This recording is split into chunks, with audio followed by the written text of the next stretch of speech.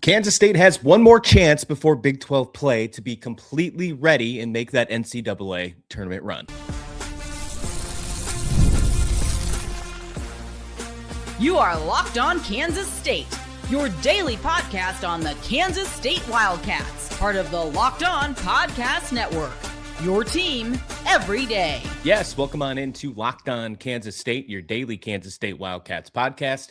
I'm your host, Christian Rauh, and thank you so much for making Locked On Kansas State your first listen every single day. Now part of the number one sports podcast network, the Locked On Podcast Network, your team every day. And welcome back to my everydayers. Got a fun episode for you today as we get through the holidays. I hope everybody had a great Christmas.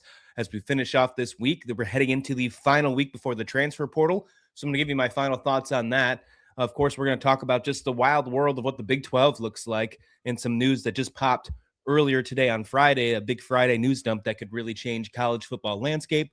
But first, we're going to start with the men's basketball team as they finish off their non-conference slate against UL Monroe on Saturday. Before we dive in, today's episode is brought to you by FanDuel. If you want to be right in the middle of the action this season, we'll visit FanDuel.com and place your NFL bets all season long. The men's basketball team is off to a much better, I guess you could say, start, since it's a non-conference slate still, but they have finished their non-conference slate a lot better than how the middle of it went, for sure, with losses to Nebraska, Indiana, Bowling Green, Seton Hall, 4 in a row.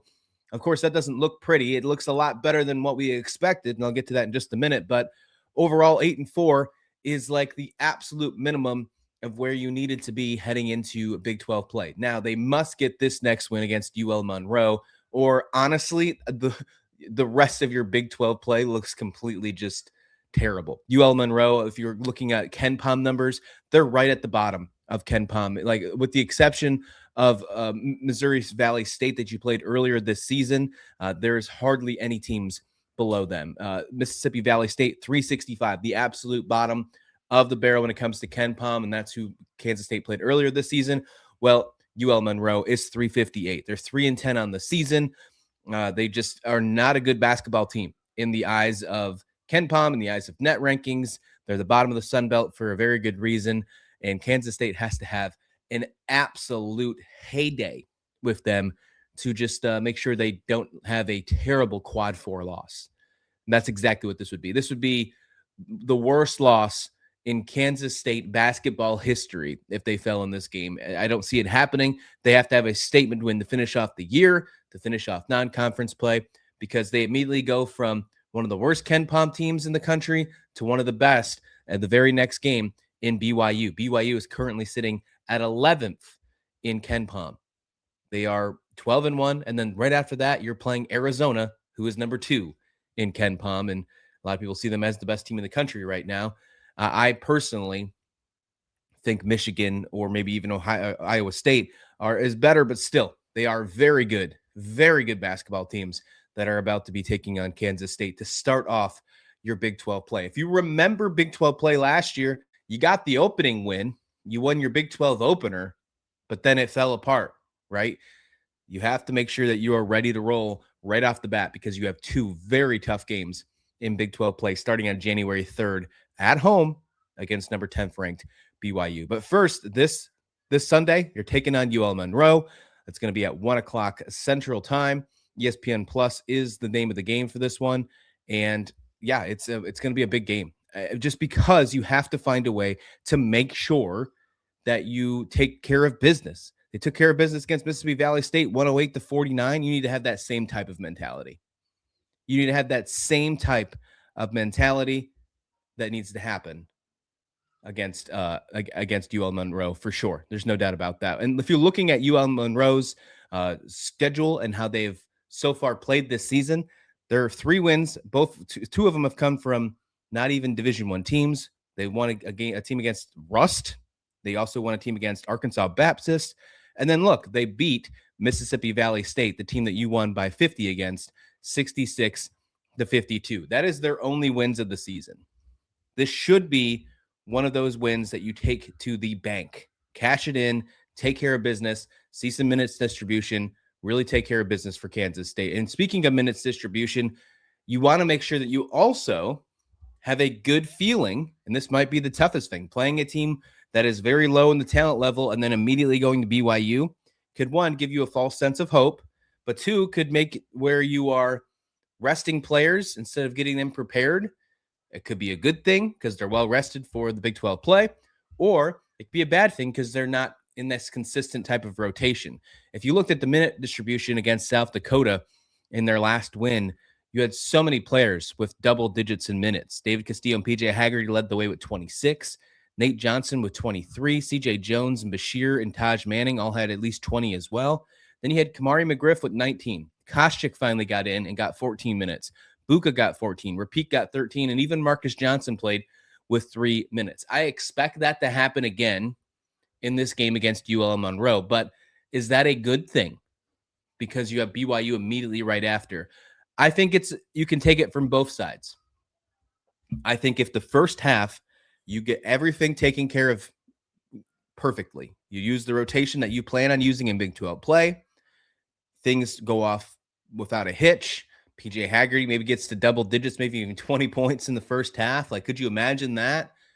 Take that small win, knowing that's what you are planning to look like heading into Big 12 play, and then you worry about using the rest of your reserves in the second half. To me, that is a picture-perfect way to finish your non-conference, to move to 9-4 in non-conference, and have yourself really have a really good shot at making the NCAA tournament this coming season. 9-4, when you look at these losses that Kansas State has had in these non-conference plays, they're not as bad as you think. The Bowling Green loss still sucks, but Ken Palm has them up close to the 100, like breaking 100 in the net rankings, meaning that if they get to about 75, that could turn into a quad 2 loss instead of a quad 3 loss. So that's actually really important moving into where Kansas State sits right now. Currently, right now, they're 8-4.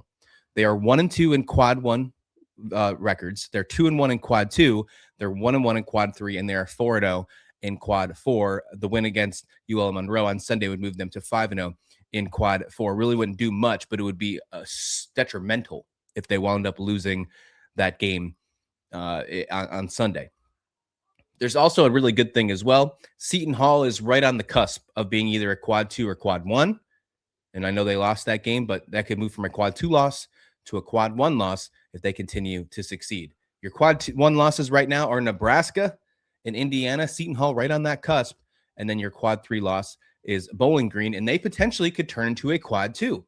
So you want to root for them. If you see them on the scoreboard, if you see Seton Hall, Bowling Green, you see those teams on there, you want to root for them to win. Because if they continue to win, they continue to look good, that loss is going to look a lot better on the resume heading into March Madness, heading into Selection Sunday. And the way this Big 12 schedule has looked so far this year, and the way you have to start off, and the way these teams have looked, Arizona 12-0, Iowa State 12-0, BYU and Houston only have 1 loss. UCF only has 1 loss. They haven't played as much as some of these other teams. And of course, Kansas 10-3 without one of the players that were supposed to be there all season long. And who knows what happens with Peterson. But yeah, this is going to be a crazy Big 12 season.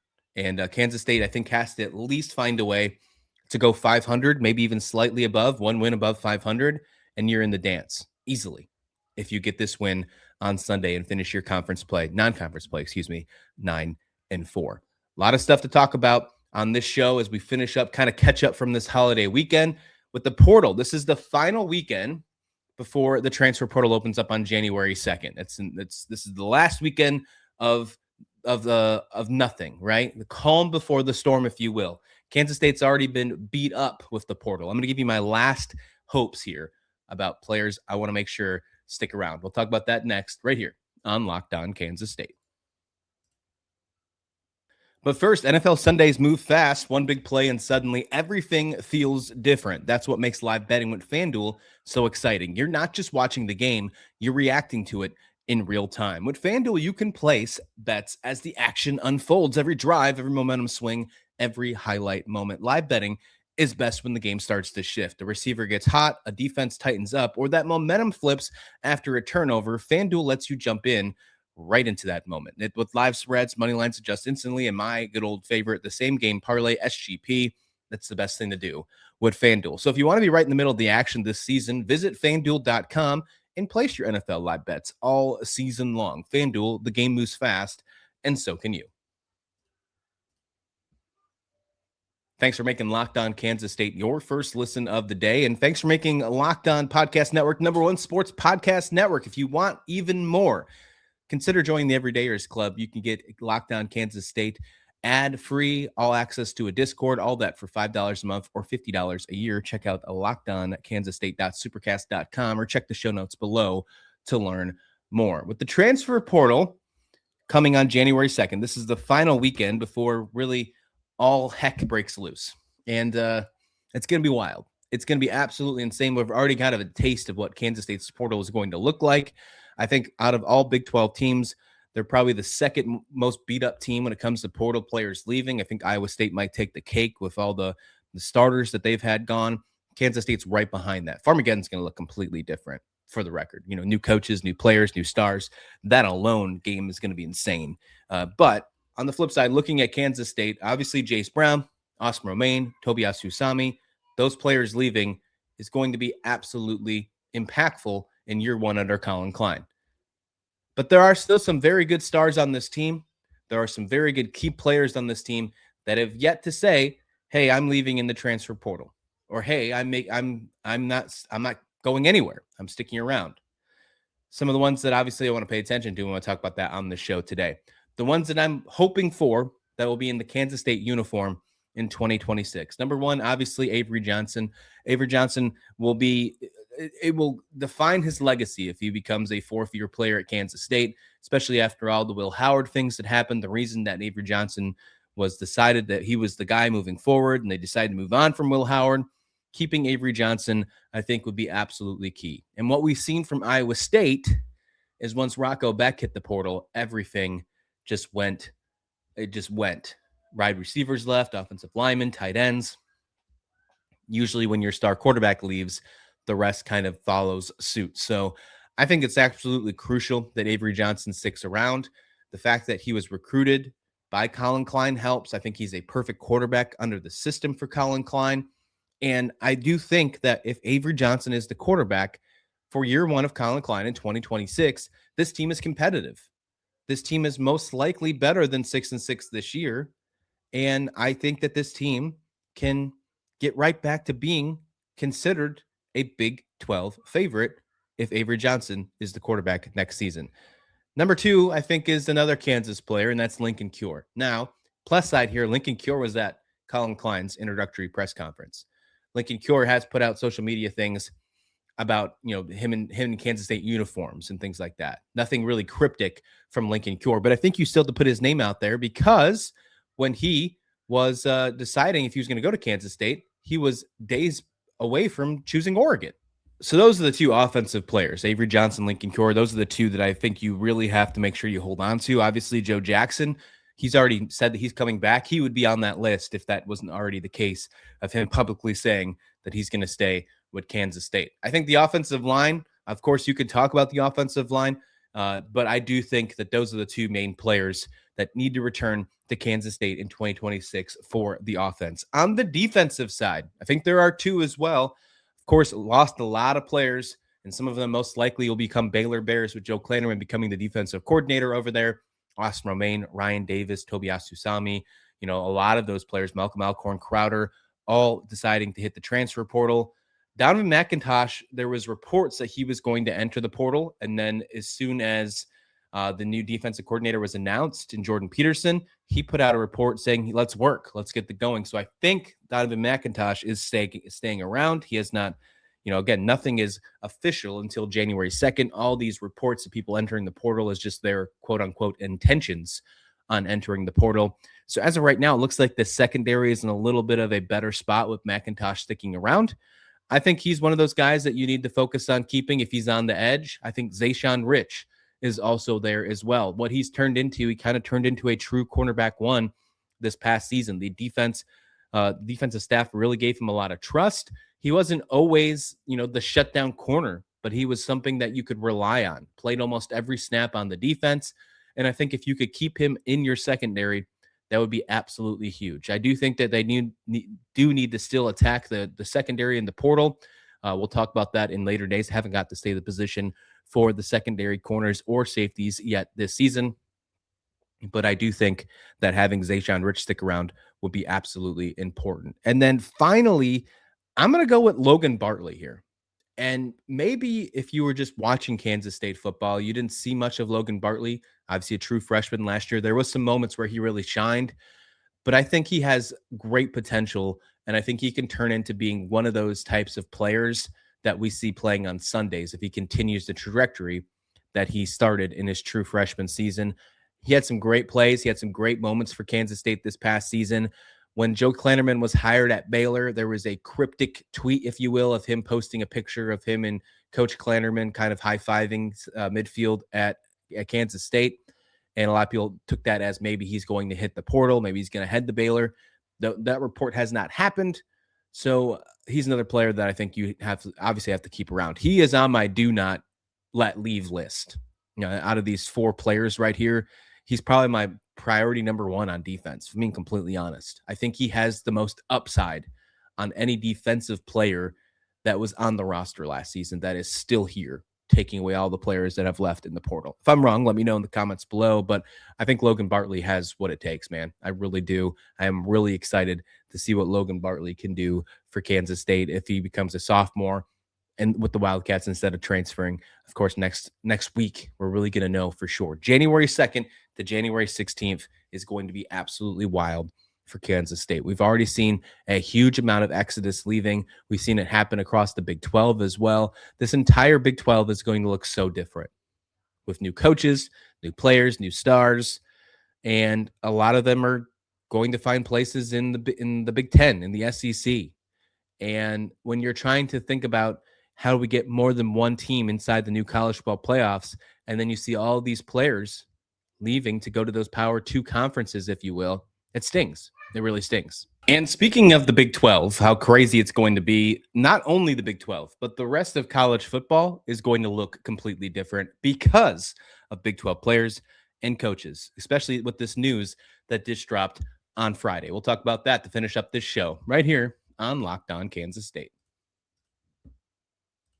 But first, there's nothing like college football season with tailgates, packed stadiums, and being right there in the middle of it all. The energy, the bands, the moments you remember forever. But actually getting tickets, the part that used to be frustrating with long queues, logins, and prices jumping at checkout, well, that's gone now because Game Time gives you advantage back to the fans. It's the easiest way to unlock amazing college football tickets and experiences in just a few taps. I've opened the Game Time app to look at college football games, Kansas State games, Kansas State basketball games, you name it. And I've been surprised how fast it was to find great seats. The zone deals stood out. You pick the section, Game Time picks the seats, and you save even more. So take the guesswork out of buying college football tickets with Game Time. Download the Game Time app, create an account, and use code LOCKEDONCollege for $20 off your first purchase. Terms do apply, but again, that's code LOCKEDONCollege, all one word, LOCKEDONCOLLEGE, for $20 off. Download Game Time app today.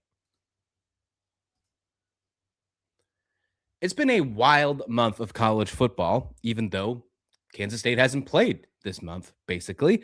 They haven't played since the Colorado game, of course, not playing in a bowl game. And as we sit here on December 26th, we are the 1-year anniversary of the Rape Bowl game from last season. So that's where we sit right now. But that doesn't change the fact that this year has been absolutely insane for Kansas State. And most certainly this last month of the coaching change of Colin Klein and the players leaving hasn't made it a wild, wild month to end 2025 for Kansas State. But it's not just Kansas State that has been all over the place. And of course, with the Big 12, everything has changed. And you look just at the rivalries with Iowa State, Matt Campbell leaving for Penn State, Jimmy Rogers coming in, Rocco Beck hitting the portal. There's a lot of things happening for the Big 12. And it hasn't stopped just right there. It's been reported by Pete Thamel that Kyle Whittingham, the head coach of Utah, who was the head coach of Utah until he stepped down, kind of in the same fashion as Chris Kleiman, has turned into the focus and most likely will have a deal done at some point today to be the new head coach at Michigan. So two of the top programs in the Big Ten, Penn State and Michigan, will now have former Big 12 coaches from just a year prior, Kyle Whittingham being the Michigan coach and Matt Campbell being the coach at Penn State. This is crazy. This is insane news. If you want to go ahead and say, Drake Toll had it first over at Locked On Big 12. He put this kind of rumor out there for quite some time. As soon as Kyle Whittingham kind of announced that he was stepping away and letting Utah take the younger bid. And this is kind of an interesting kind of thing with Utah moving on from the older coach with the thought process of, will Kyle Whittingham retire? Will it be his final game at Utah? We talked about that with JT when Utah and Kansas State played each other, because that was their final home game with Kyle Whittingham as a head coach. The Utah-Kansas State game, that wild game where Joe Jackson rushed for a single game record for Kansas State. And it turned out it was. But it sounds like they took the younger route. They want to make sure they didn't lose Morgan Scalley, their new head coach, who was kind of the coach in waiting since 2021 for Utah. And it reminds you of other things that have happened in the past of coaches kind of being in waiting. And then they find out that, okay, well, if this guy's not leaving, I'm going to go somewhere else. And then you can also kind of put it into perspective of players. And in the eyes of Kansas State, we kind of already talked about it earlier today, but Avery Johnson being the decision instead of Will Howard, you had to make a point saying, okay, are we going to go with Avery Johnson in 2023, or are we going to go with Will Howard? And Chris Kleiman and his staff decided to stick with the younger guns, stick with Avery Johnson, and let Will Howard walk into the portal and go to Ohio State and win a national championship. Is this what's going to happen in 2026? Is this something, are we already reading the tea leaves? Is this something where Kyle Whittingham builds an amazing staff at Michigan? Maybe bring some of his older buddies, maybe some other retired coaches, if you will, out of retirement, and brings them in and puts himself back in the national championship conversation? Does Underwood, the big-time freshman quarterback that was at Michigan last year, does he decide to stick around and stay with Kyle Whittingham, who is one of the greatest coaches that college football has ever seen? Let's be honest. I mean, what he did at Utah was very incredible, and now he's getting an opportunity to do it at Michigan. It'll be really fun to see what he can do. But either way, the Big 12 is going to look completely different. I mean, Kenny Dillingham almost went to Michigan, 6 at Arizona State. I think that's a good decision. He's from that area. Makes sense. Kalani Sitake almost went to Penn State. He sticks around. Crumble Cookies came in for the win. And then Matt Campbell decides to go there. Chris Kleiman obviously out. Matt Campbell obviously out. It's a crazy world in Big 12 right now. Obviously, Mike Gundy left for Oklahoma State in the middle of the season last year. Big 12 is going to look completely different in 2026. Doesn't mean it's a bad thing. It's just going to be different. I'm not hating it. I'm just excited. I'm actually really excited, but it's something to really pay attention to, and how it will impact the transfer portal in a week from today. 1 week from today, the transfer portal will be opened up, and it'll be an insane weekend. So enjoy your last quiet weekend of 2025 and the last quiet weekend before the transfer portal opens up. Thanks for making Locked On Kansas State your first listen of the day. For your second listen of the day, go check out Locked On Big 12. Drake Toll has you covered. He was talking about this Kyle Whittingham deal for a very long time, and it's already coming into play now. You can check that out. Get your full coverage of the Big 12 Conference, the best conference in college football. Please like the video. Please subscribe. We'll see you back here next time right here on Locked On Kansas State.